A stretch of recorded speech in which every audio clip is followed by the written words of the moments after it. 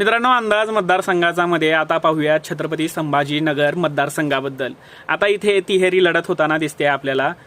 ठाकरे गटाकडून इकडे चंद्रकांत खैरे, शिंदे गटाकडून संदीपान भुमरे, तर AIMIM कडून विद्यमान खासदार इम्तियाज जलील हे मैदानात आहेत। या मतदारसंघामध्ये मुस्लिम आणि दलित मतांचा परिणाम सर्वात जास्त दिसून येतो, तरी सुद्धा या वेळेला इम्तियाज जलील हे तिसऱ्या क्रमांकावर राहतील असा अंदाज व्यक्त केला जातोय। आणि दुसरीकडे ठाकरे गटाकडे असलेली सहानुभूती आणि त्याचबरोबर ठाकरे गटाचा परिणाम या मतदारसंघावर पूर्वीपारपासून असल्यामुळे या मतदारसंघामधून चंद्रकांत खैरे हे निवडून जातील असा अंदाज व्यक्त केला जातोय।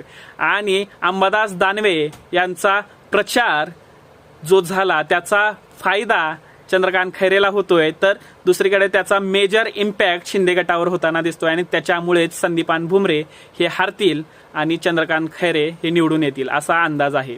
तुम्हाला काय वाटतं?